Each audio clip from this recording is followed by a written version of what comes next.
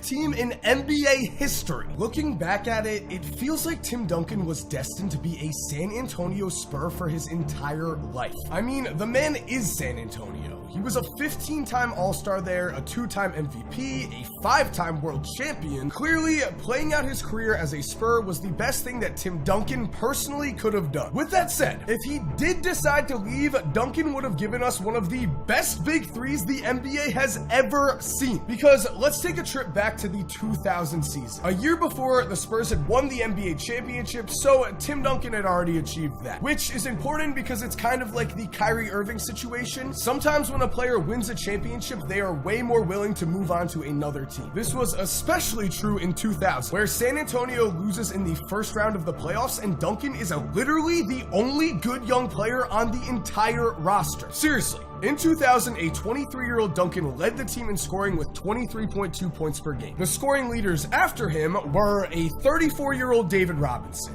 a 34-year-old Avery Johnson, a 36-year-old Mario Elie, and a 36-year-old Terry Porter. And yeah, we all know how this turns out. We all know that San Antonio did win 4 more championships, but at the time, no one knew that was going to happen. Tony Parker and Manu Ginobili weren't even on the team yet. The Spurs honestly looked like a team that was on its last leg. And so, after the 2000 season happened, when Tim Duncan's rookie contract was up and there was no restricted free agency, you can see why Tim would seriously consider leaving teams. We also know he thought about it a lot because Duncan himself has said, "I came close to leaving, real close." And Greg Popovich remembers thinking, "It was hell. You get close to a player and you don't want to see him leave. I never let myself believe he was going to stay. I was just getting myself prepared for sanity reasons." It's no fun. So you can see this what if was very close to happening. And the team that caught Duncan's eye, the team that was going to get him to leave San Antonio, was the Orlando Magic, which is very interesting because this Magic team already just so happens to be a what if story in itself. This was the Orlando Magic team that got a young Tracy McGrady and Grant Hill in the same summer. Only Grant Hill would only play in 4 games in the 2001 season after he was hurt. This meant that already we never were able to see what this team could have achieved, which is a real shame because headed into the 2001 season, Grant Hill was 27 and had just averaged 25.8 points,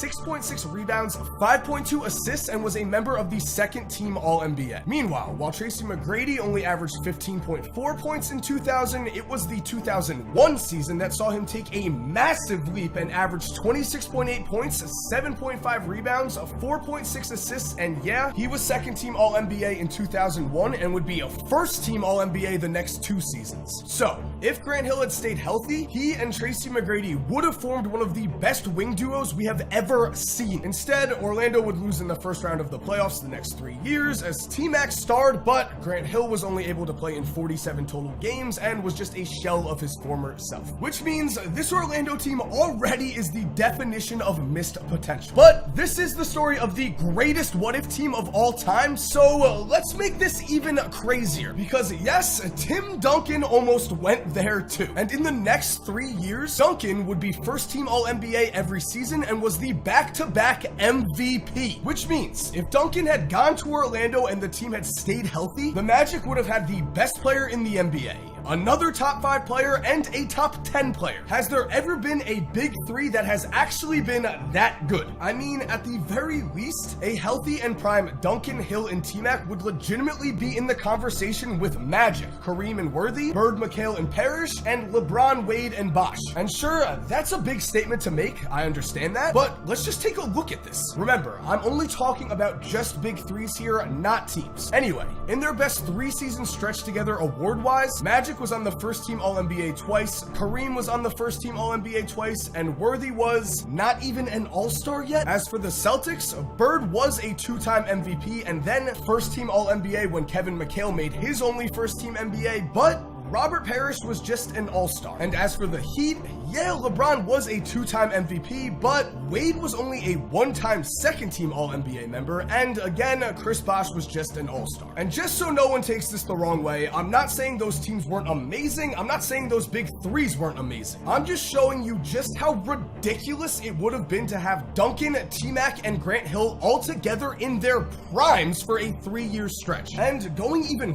further, I'm positive the Magic Magic would have run through the Eastern Conference for the next decade. Remember, the East in the 2000s had finals teams like the Jason Kidd Nets, the Iverson Sixers, the young LeBron Cavs. Things were not great. The Magic would have been a super team, and you know what the only thing that stopped this from happening was? Apparently, when Orlando was recruiting Duncan, they were seriously close to signing him, so some management, players, and coaches had a dinner with Grant Hill and Tim. At the dinner, Grant Hill remembers, quote, "I made my visit with Tim Duncan, and I was at the dinner when someone in Tim's entourage, I'll just leave it that way, asked Doc if significant others can travel on the plane. And Doc said no. And the energy at the table, my wife was like, he should have just lied." And yeah, you are hearing me correctly here. The Magic did not get Tim Duncan because Doc Rivers was not willing to say that his family could travel with the team for some games. Bruce Bowen has also backed this up, saying, "One thing Greg Popovich didn't do was screw it up with Tim Duncan. I remember when Tim was a free agent, he was thinking about going to Orlando when Doc was there. When Tim went out to meet with Orlando, he asked, can family come on flights to some games? From what I understand,